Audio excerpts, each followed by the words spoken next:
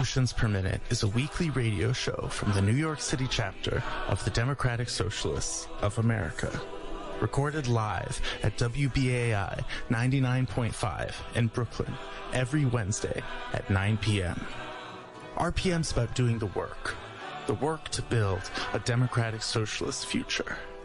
Each week, hear the latest news, analysis, and organizing experience from the minds and hearts of activists fighting every day in New York City.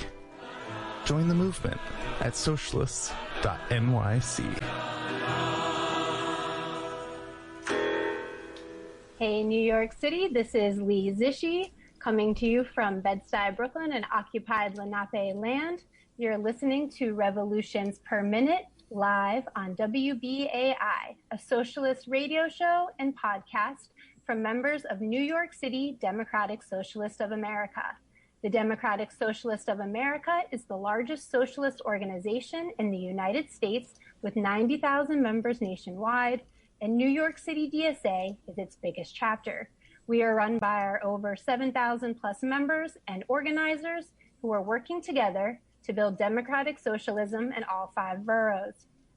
After hours of late night negotiations by legislators and months of organizing by advocates, New York State has a budget. Now that the budget is done, what is the next big fight for socialists in Albany? We have Assemblymember Emily Gallagher on live with us tonight to talk about what the DSA slate has been able to accomplish so far and what comes next. We'll also hear from comrades from the EcoSocialist Working Group and Tech Action Working Group about their campaigns for public power and public broadband. But first, the headlines with Simone Norman.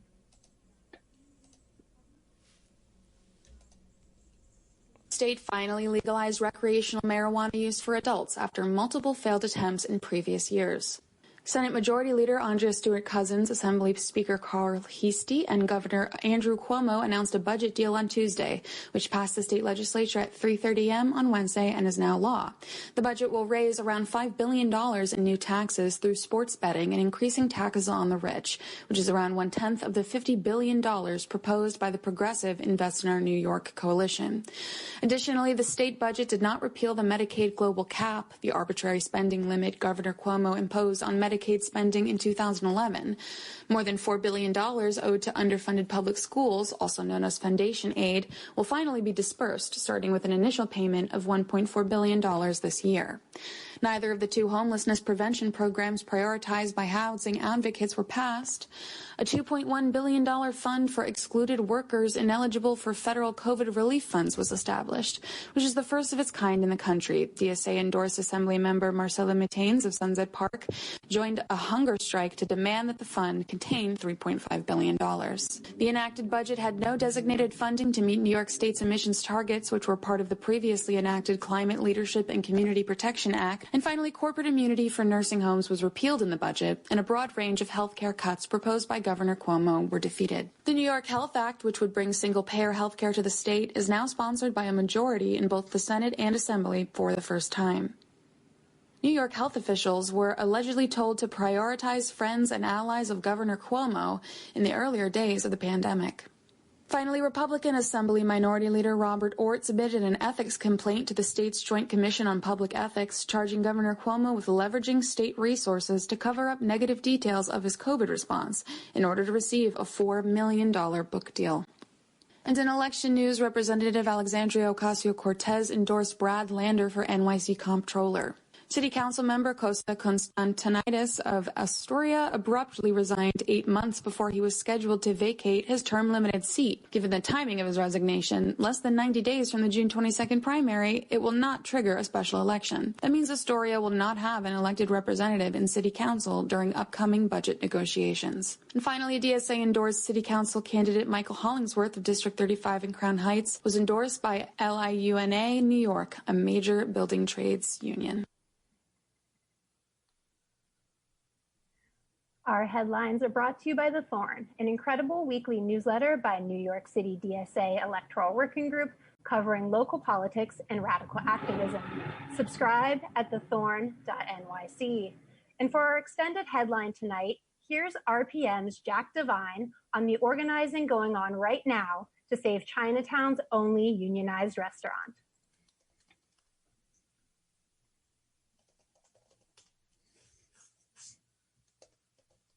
All right, well, we're going to guess at which clip it is. Stand by. We're switching back and forth between computers.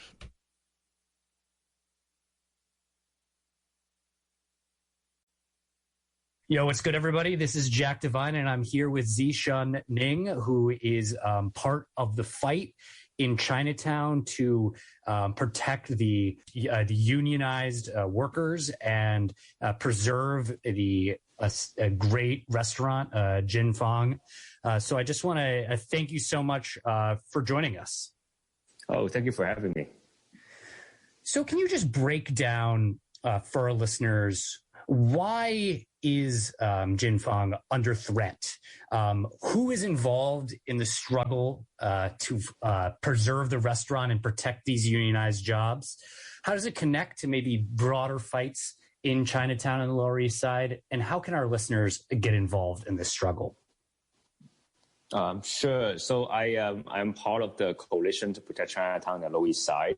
We have been fighting against displacement and for the protection of the Chinatown and the Lower East Side against luxury high-rises and real estate speculations for years.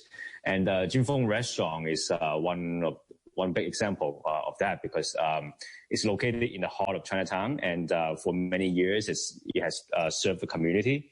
And many people, Chinese, non-Chinese, all recognize that Jin Fong Restaurant is an iconic location. So if Jin Fong gone, then many people would feel that Chinatown is pretty much gone, because it has a big dining room and people, gather there and they sharing their moments, and have it also hosts a lot of big events there. And like you mentioned earlier, it's also a unionized restaurant. It's the only unionized restaurant in Chinatown. And also it has a history of labor struggle that end up, with the unionization, and prove for many years that the labor and management actually can work together to benefit the community. But because of the displacement, right? A lot of rents and the real estate tax increase because of all the real estate speculation coming into our neighborhood. The landlord, the Chu family, who owns a lot of property in Chinatown, they are also the biggest landlord in Chinatown. They have been using that real estate tax increase to put the pressure, on the restaurant. They also have a profit share of the restaurant business. But during the pandemic, they see this opportunity to kick them out and to maybe think of using this space for some other use. They also have a history of doing that. One example is the hotel right next door, which also used to be a restaurant, and now it's become like a tall, fancy hotel, right? And that's because our neighborhood has no protection from the city government to stop the displacement. So in this context, right, when Jin Fong facing this forced closure from the landlord, the workers, of course, they immediately recognize, right? One is, of course, they're going to lose their job. But two, also, this kind of losing the job is also part of the displacement pressure, the result, of being displaced. So when we talk about displacement, sometimes we talk about focus on the tenant eviction, right? But it's, of course, more than that. It's also small business shut down and also workers losing their jobs. And we have seen this before and during the pandemic. A lot of small business shut down because of the rising rents. But this time is different because they have been organizing, and now they're actually taking the lead, to say, we refuse to let this go on, and they want to keep their job, but also saving the larger community. And they have also been involved in the anti-displacement fights for many years. So now they are coming up to hold the landlord Chu family accountable. And especially now, in the midst of this racial violence and stuff going on, it's really shameful for the Chu family, actually selling out our community, selling out Chinatown and the Lower East Side. Plus, they also actually, the Jonathan Chu, the son in the Chu family, he's also the board co-chair of Museum of Chinese in America, which actually accept Mayor de Blasio's bribe to support the new jail to be put in Chinatown. It's $35 million. So now we have been going through two big protests. And Jonathan and Alex Chu, the father in the Chu family, they have been totally ignored the community's demands to keep the Jinfeng dining room open, and now they have been shutting it down. So the workers and the supporters and all of us, we are doing a picket line in front of all his businesses, including his bank. He's also the Chu family is also the owner of East Bank, and also the museum we mentioned earlier, and also the hotel. We're going to maintain a picket line twice a week in front of their business to boycott their business until they meet the community's demands. One is to reopen the Jinfeng dining room, and B is to return the $35 million to actually help the recovery of our community to protect the workers and the small businesses. So if anyone interested to learn more and want to get involved in our action, it happens every week. You can send an email to peoplefirstnyc@gmail.com. That's peoplefirstnyc@gmail.com. Well, I just want to thank you so much for joining us on Revolutions Per Minute and sharing the information about this really crucial struggle in Chinatown. And we want to express our solidarity with everyone involved. Revolutions Per Minute hopes to keep our listeners updated on the fight, and we'd love to have you back on for a kind of a more deep dive into the struggles in Chinatown. But just thank you so much for joining us. Thank you, and I look forward to that. You're listening to Revolutions Per Minute live on WBAI 99.5. Tonight we are joined by Assemblymember Emily Gallagher. Emily, thanks so much for being on RPM after a very long week already on Wednesday in Albany. Thanks, Lee. I'm really excited to be here with one of my favorite activists in my community. So I'm really honored to be here. We're so happy to have you. And we're going to dig in a little bit more into what's been happening in Albany and what you, as part of the Socialist slate, will be fighting for. But first, we would just love to get our audience just to get to know you a little bit better. Can you just talk a little bit about your own organizing history and how that led to DSA? Sure. Yeah. So I've been an activist really since my high school days, but in this community, in the 50th district, I started organizing and being engaged in 2006. And that was really coming out of the work that I had been doing as an artist assistant. I was working for environmental justice artists, and I was learning quite a bit about what was going on in my own community in regards to Superfund sites. And I had a very strong principle, really coming out of like punk and coming out of just my own reading of leftist literature growing up, that it was really important for me to not just talk about things and look at things from a privileged perspective, but actually get involved at the ground level. So I started getting involved. I joined a local activist group called NAG, Neighbors. It started Neighbors Against Garbage, then it became Neighbors Allied for Good Growth, and it's gone through several transitions since. But one of the core fights there was to clean up the garbage, the illegal garbage dumps that were on the waterfront. And then we transitioned to fighting for the promises that were made to this community in the 2005 rezoning that were never fulfilled. So I really gained a lot of insight into the interdisciplinary aspect of all the different pieces of organizing that we do, how environmental justice influences social justice, how housing and work and transportation and all of these things are really tangled together as one struggle. So I really started to learn about that. I started to get to know the history of activism in my community, which is very long and very storied. And there's been a lot of heroic working class activism in District 50, which is Greenpoint, Williamsburg, and a slice of Clinton Hill. So I got more and more involved. I became also deeply aware of the role of socialism in organizing through the work that I was doing as a New York City museum educator. And I became more and more hungry to see these two things brought together in my own life, the activism that I was doing after work and the stories that I was telling about activists in the past, and the push towards actually deep political change and change at the government level that would allow more working class voices to control the narrative and to control the story of what was going on rather than it being separate. So, during this time, I was, going to Occupy Wall Street, and I was in awe of what was being built there.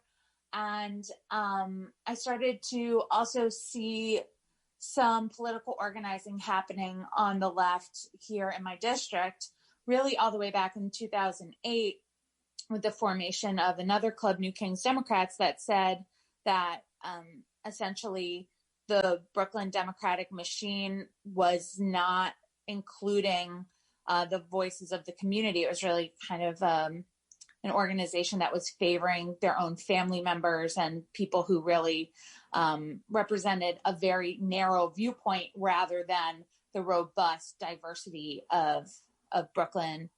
And they started fighting for involvement of people who cared in all of the institutions of the political spectrum. So with that, I got involved with them, and I kept struggling a little bit because I found that I was often further left than many of the people that I was working with. But, of course, I also knew many, many other leftists and socialists that I was working with. But I was very excited when I started to see a stronger left flank emerging. And I was really curious because I had already been involved in some campaigns to fight some of the machine all the way back in like 2012, 2013. And we had floundered. We really didn't have this ground game. We didn't have this strength to really push through. And we were actually in that time challenging Martin DeLon. And I was very excited in 2016 when DSA brought a candidate who was a housing organizer that I knew from the district, Debbie Medina, to run for that state Senate seat.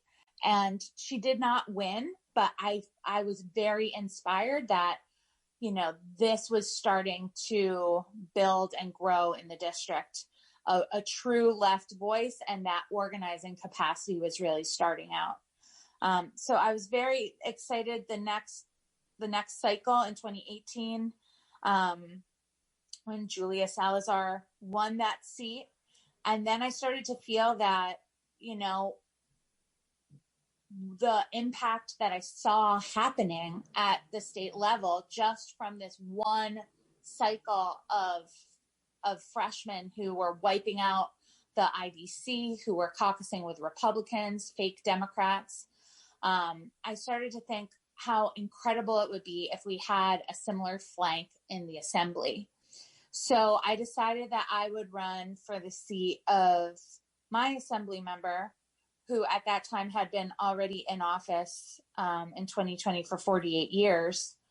And I just felt like, the community had changed so drastically. And I'd been on the ground fighting against so many of the redevelopments, so many of the problems, fighting for more open space, fighting for environmental justice in this community.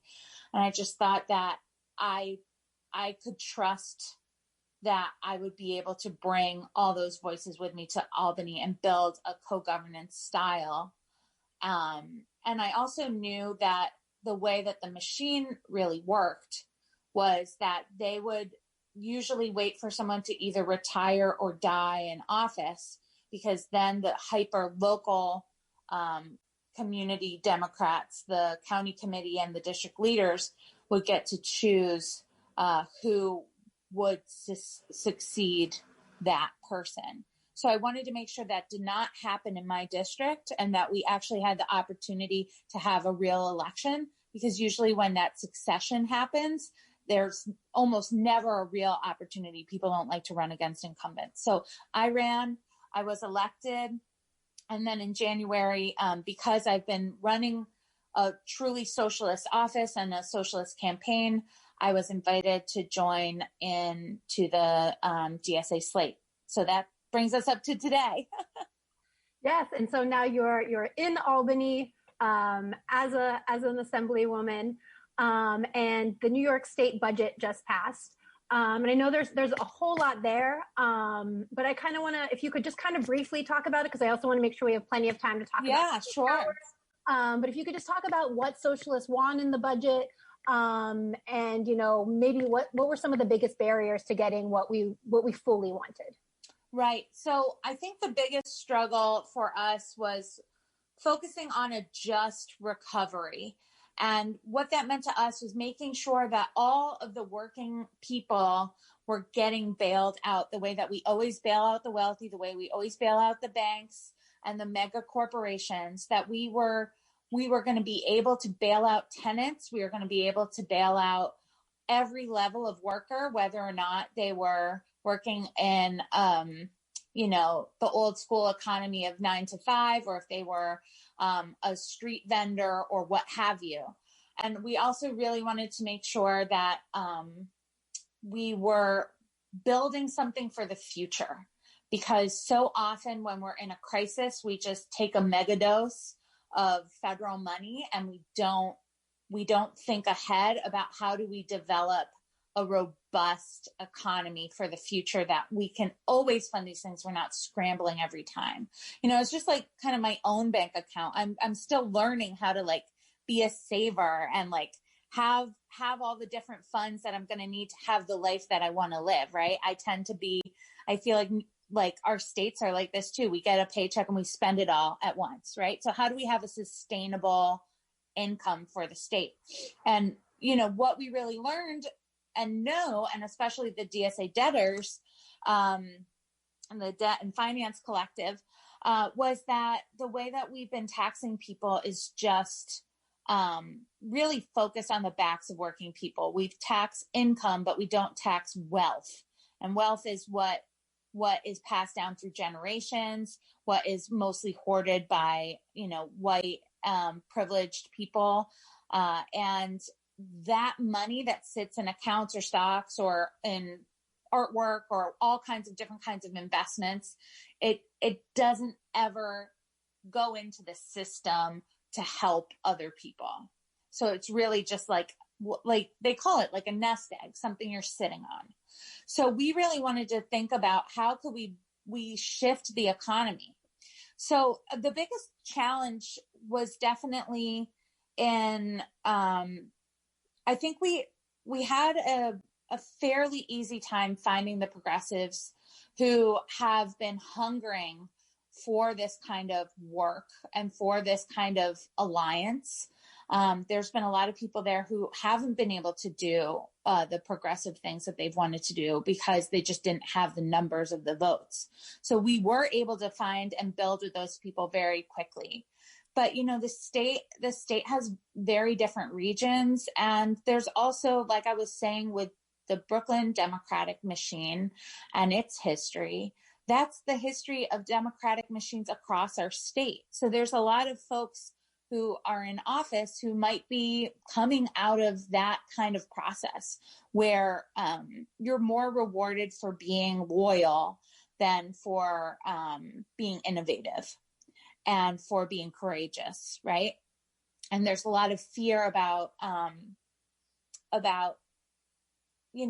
taking a stance for something that might weaken the kind of longevity and the look of a truly collective democratic front, right? So a lot of people, we found ourselves just having a great deal of struggle just with the introduction of these kind of radical shifts, made a lot of our peers uncomfortable. And I think it's going to be something that we continue to have to build and to struggle with.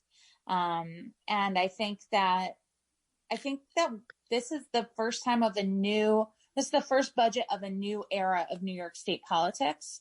And it's going to be interesting to see who jumps in and who falls out.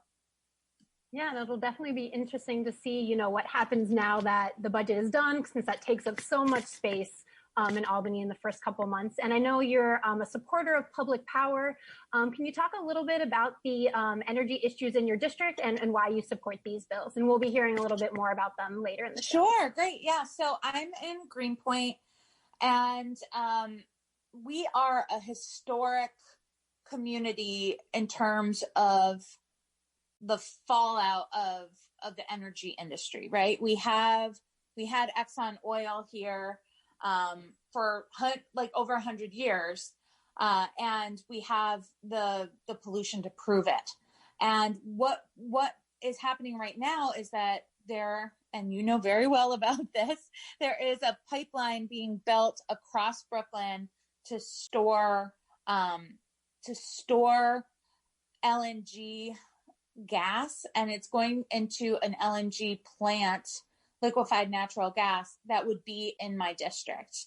And public power is going to be really important to moving away from projects like this. My goal is to help the community stop this pipeline and stop this LNG plant.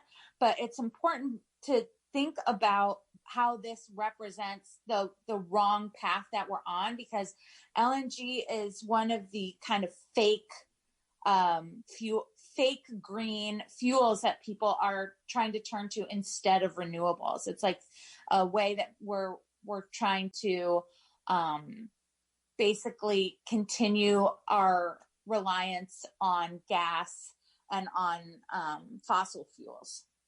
So we really need to have public power, because we need to be able to shift who's in control of the grid, as well as shifting what kind of resources that we're going to do. And the first step in that is going to be very important, which is actually allowing New York to own its own renewables. Because right now, the New York Power Authority is not really allowed to build or own their own renewable energy. And that is preventing us from having any sources, RG&E or wherever it is that you are in the state, who is distributing the fuel. So basically, we need to have public power, because then we can change the conversation about what power is about. One of the reasons why they want to build this pipeline is they want to increase the rates, and they can do that more easily when they have a project that they can say they spent money on. And those are all happening behind closed doors in very difficult to get into meetings about, the power generation and the distribution. So if we can shift away from that model, we won't see our state investing in short-term thinking, investing in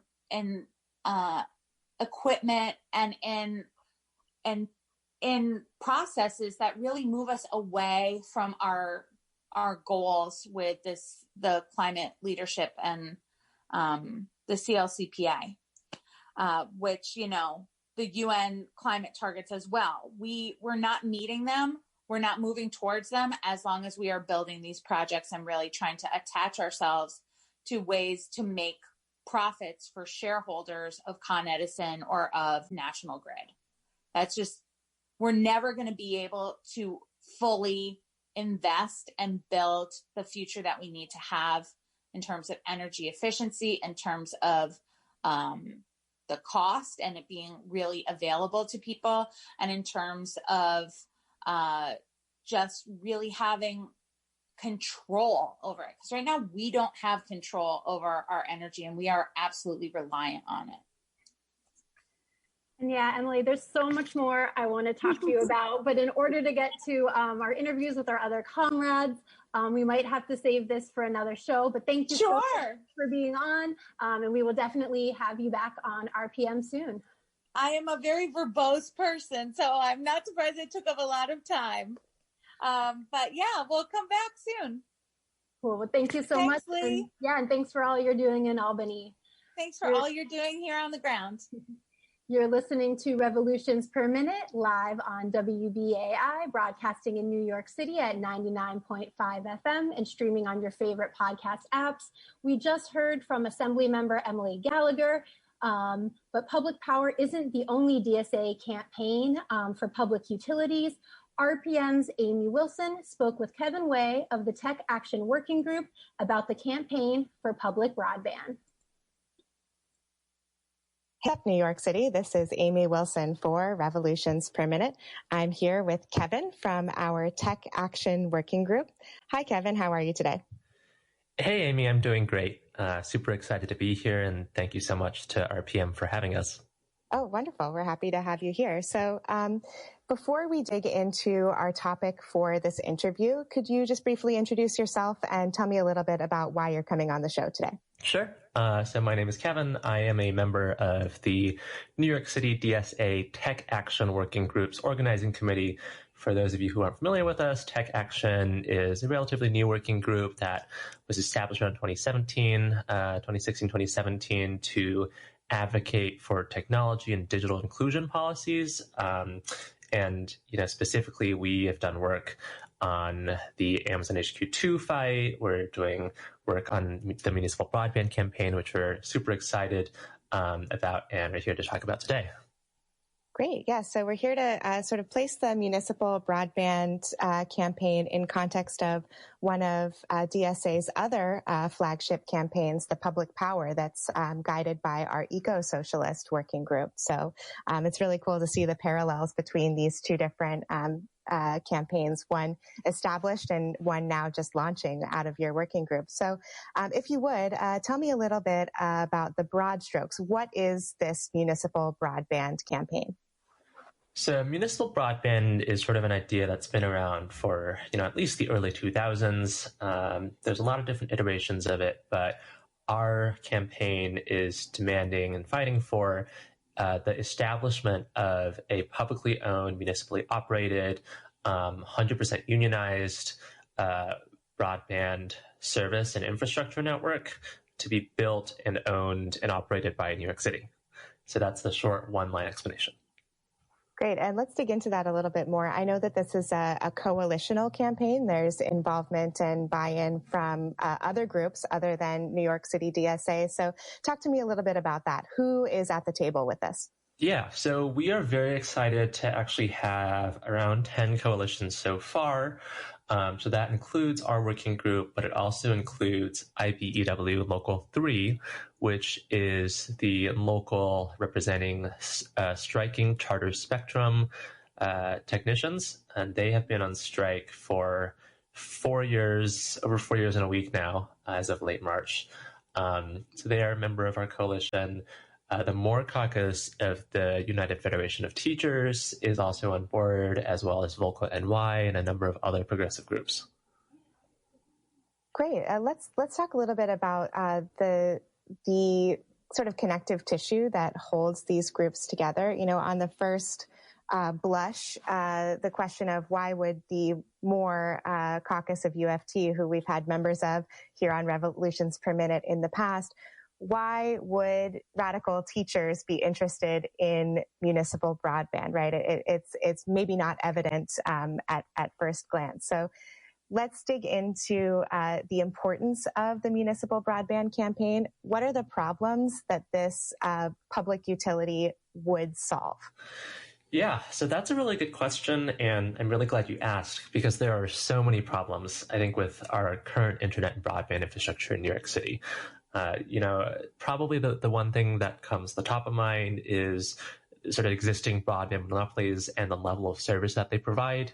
There's not a ton of options available for New Yorkers. You got Charter, Spectrum, you got Verizon Fios, maybe a couple other ones. Some people are lucky enough to have, NYC Mesh or community operated networks that are sort of co-ops or neighborhood and community owned and operated. But for most of us, we don't necessarily have the level of service that we would like or need to go to school online or to work online.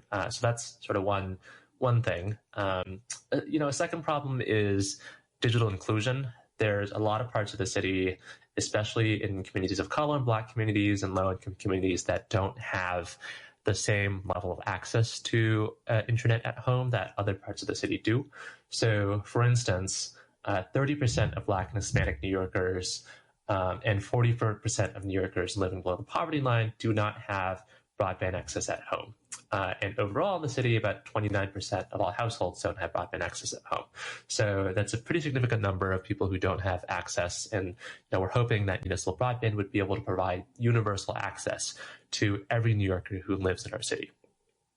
And of course, that would include students and educators and workers. So that is one major reason why more is on board, is because over the past year, with the COVID-19 crisis having exacerbated many of these divides that exist in our city, and with online school becoming such a large issue, a lot of students don't have access to internet at home. And ideally, we would see a municipal broadband network be able to provide access to all of those students and teachers. Right. And just as with so many things, the COVID crisis really exposed these racial and economic disparities that you alluded to just now. But of course, they predate the COVID crisis, and they will certainly postdate the COVID crisis, especially now as people are talking about moving toward more hybrid models of work and school and life. It's important to remember that there are people who are being really drastically left behind by their lack of access to reliable, not just internet, but also reliable, fast, affordable, right? All of these things that go with it. Yeah. So here's sort of a curveball question for you. Given that we are also talking on this edition of Revolutions Per Minute about the Public Power Campaign, which faces, as you might expect, enormous opposition from the oil and gas industry, who don't want to see democratic worker control of power, right? What is this municipal broadband campaign up against in terms of corporate interests, and how do you plan to build power to get it done? Well, I think if you look at the state of broadband in the city and sort of existing municipal broadband initiatives across the United States, there are sort of a couple places where you face a lot of opposition. So nationally, there's a lot of states that actually have moratoriums or bans on municipalities offering their own broadband access. Now, this isn't the case in New York. We actually don't have that barrier, but there does not mean that there are not political interests or forces who would rather us not have municipal broadband. And probably the most common or the most obvious opponent would be existing broadband providers like Charter, Spectrum, which has had a history of tangling with New York State and New York City regulators and not necessarily providing the service that we would like to see. Mm-hmm. So how does your campaign plan to build the power that's going to be required to take on these powerful corporate interests?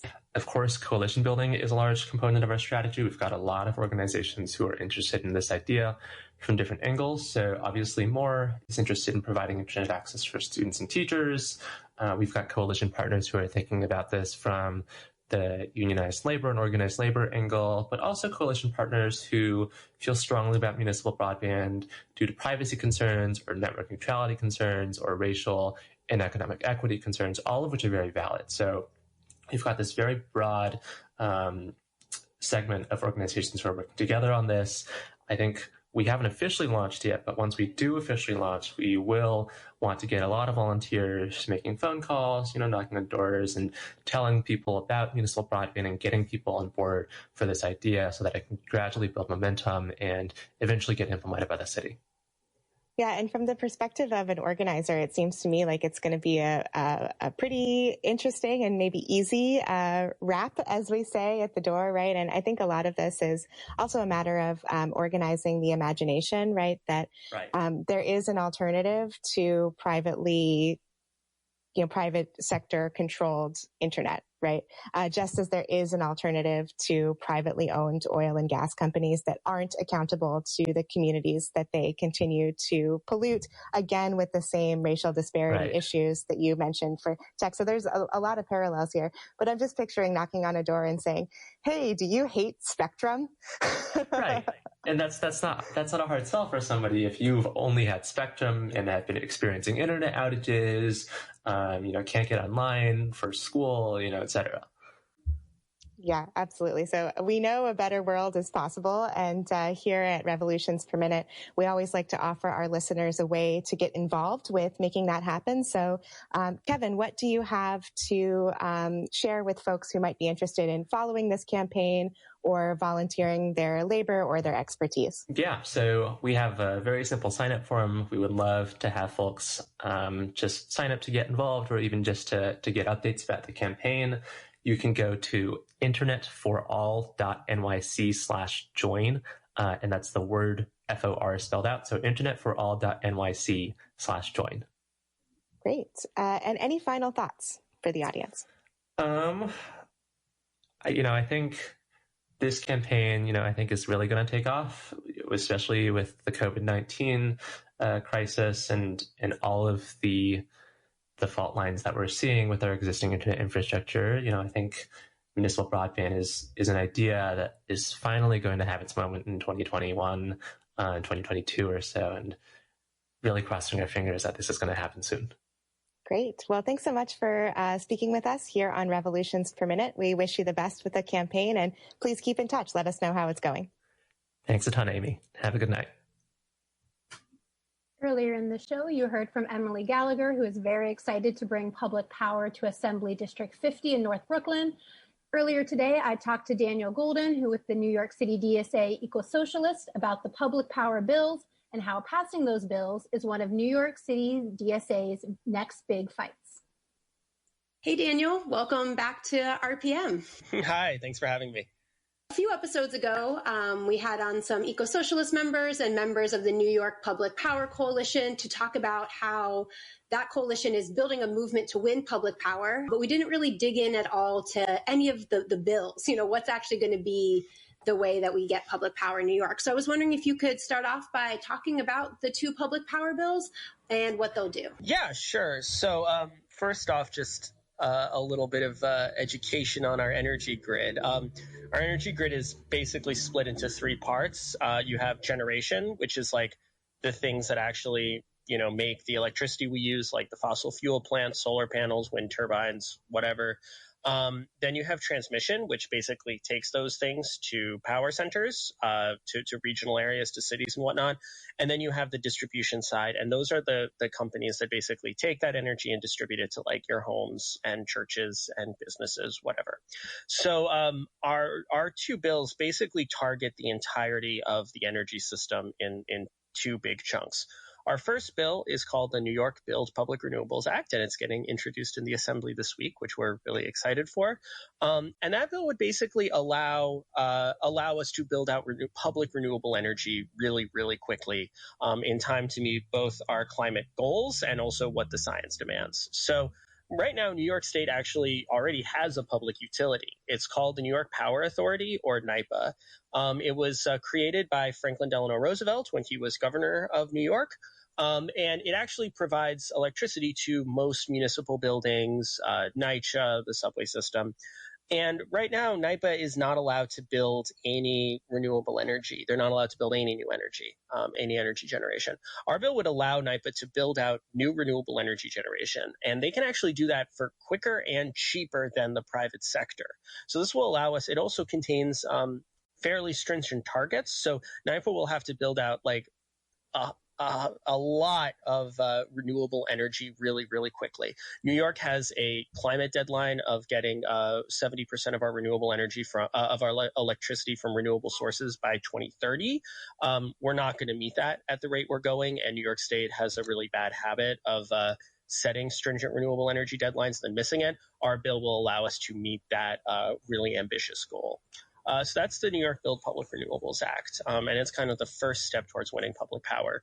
Our second bill is called the New York Utility Democracy Act, and that bill will basically take over every single private for-profit utility in the state. So that's companies like Con Edison, that's companies like National Grid, PSEG, Hudson Gas and Electric, and it will replace those companies with democratically run public utilities. So that means that instead of paying your bills to Con Edison, a private company that's going to, take a big chunk of that and just give it to its investors, all of that money can go right back into the system, and you will be able to elect the people who run your energy utility. And this is really important because our energy utilities have been failing us. Mass blackouts are becoming like a yearly occurrence in New York City, which is happening because of the climate crisis, and it hasn't happened before. So it's really important that we are able to democratically influence and give input to these energy utilities because of all of the changes that have been happening and because our system really is failing. So that's the second bill. It's a lot more ambitious, and it's kind of the step two. We want to use the Build Public Renewables Act to kind of prove that public utilities are a viable model, and then the Energy Democracy Act will, be the next step into fully taking over our energy system. And after those two acts are passed, a major chunk of New York State's economy is going to be in public democratic hands, which is something that's, I think, pretty cool. These are definitely some bills that the DSA slate up in Albany is very excited about. There was a big launch call earlier this week. Senator Jabari Brisport and then Assembly members Zoran Mondami and Ferris Forrest. And they were talking about, obviously the budget has been taking up all of the oxygen right now in New York. There's been a massive campaign led by DSA and others to tax the rich. But soon there'll be a lot of focus now on these public power bills. So can you talk about the significance of that, having so many DSA members across the city now going out and fighting for these bills? Yeah, sure. It's really rad, first of all. Like, it's so cool. I started doing this in 2019 when, our only elected was Julia Salazar. And now we have 5 incredible elected officials who really deeply care about public power and just get it. It was wonderful having them on the launch call. I think that first of all, DSA's involvement in the budget process this year was really impressive. Our Tax the Rich campaign was huge, and we successfully contested a budget, which is huge. We have never been able to do that before. We didn't win everything. We didn't come close to winning everything, but we were still able to really flex our political muscles and, get a historic tax increase on the rich, as well as a lot of other good stuff in the budget. It's still not nearly enough, but it's a start and it's a sign of our growing power. But we really do, as an organization, we really need to follow it up with more actions, with more legislative successes. We've been building a lot of power, and we can't just win elections and then do absolutely nothing.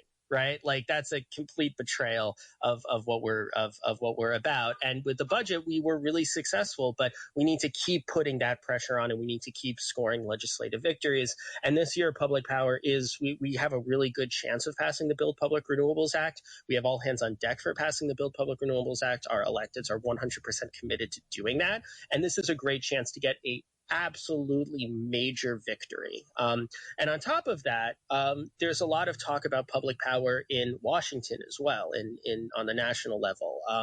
A lot of kind of squad members have been really looking into public power, especially in light of Biden's infrastructure package, which is not nearly large enough, in terms of combating climate change.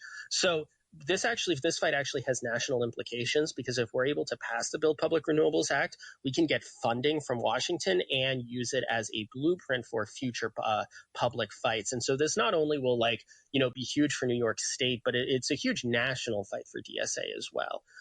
So that's why I think, we have, over 40 public power campaigns across the country. I'm involved in national work as well. So this would be a huge victory that will not only enable us to keep winning in New York State, but allow us to start winning all across the country as well. Because when you win, that's the best way to build your campaign. You get more people you draw more people to you, you get to keep fighting. So yeah, this is huge for New York, for DSA's influence on the state, but it's also huge for New York, for DSA's influence nationally as well. Yeah, and I think, one thing that's kind of cool about these citywide campaigns is, it does bring all this organizing together. And that's so important when we're looking at our energy system, because, literally, like, our communities are connected by things like pipelines. And so there's going to be 3 rallies happening this weekend to kind of launch the public power campaign. Can you talk a little bit about those and the significance of, where these rallies are happening as it relates to, how our energy system is currently set up in New York City?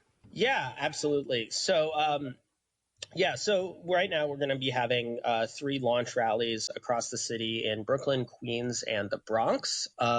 We have never done 3 simultaneous rallies before, so as you can imagine, I am extremely nervous, but our RSVP numbers look pretty good, so we're really excited for it. Like you said, we picked these rallies strategically to think about to really just highlight, the areas in New York City that are being the most impacted by, not just the climate crisis, but also the blackouts and Con Ed's and incompetence, as well as National Grid's incompetence as well. So we're going to have our Queens rally is going to be in Eastern Queens on Saturday at 1 p.m. at Rufus King Park. And we picked Eastern Queens because Jamaica Queens has really been impacted by the blackouts. Especially Eastern Queens, Jamaica had the biggest hit out of all of Queens. It's also, it's important to stress here that when these massive blackouts happen, they affect Black and brown working class communities the most. It's not neighborhoods like Park Slope or Manhattan that are being affected by these blackouts. So our Bronx rally is going to be at 3 p.m. at the Con Edison offices at 1775 Grand Concourse Avenue. Again, the Bronx also gets disproportionately hit with these blackouts. And it also is the borough of Carl Hastie who runs the assembly. So we really want to highlight that if Assembly Speaker Carl Hastie cares about the Bronx the way he says he does, then it's really important that we pass public power so that the Bronx is not impacted by these devastating blackouts every summer. And then our Brooklyn launch rally is going to be Saturday at 1 p.m. and it's going to be at the Parkside Avenue entrance to Prospect Park at Ocean Avenue. So it's called like Parkside Plaza. It's a Parkside and Ocean Avenue entrance. We picked that area in Brooklyn because it's fairly close to where the mass outages happen in Brooklyn, which happen mostly in actually Senator Kevin Parker's district, who is the state senator who chairs the Energy Committee. And it is also it's sort of close to where the North Brooklyn pipeline is being built, which is a frac gas pipeline being built through North Brooklyn that National Grid is pushing. That's going to have like really detrimental health effects to everyone in that community. And again, that pipeline is not being built right under Park Slope, right? It's being built in Black and brown communities in North Brooklyn and Brownsville. So that's kind of the significance of those rallies. They're going to be this Saturday. You can, find out more information at EcoSocialist.nyc. And we would love to have you there. We really need all hands on deck for this campaign. We only have until June 10th to win. I'm Lee Zishi, and you've been listening to Revolutions Per Minute on listener-sponsored WBAI at 99.5 FM. You can find us on our website, revolutionsperminute.simplecast.com, or on Twitter at NYCRPM. We'll catch you next time, New York City.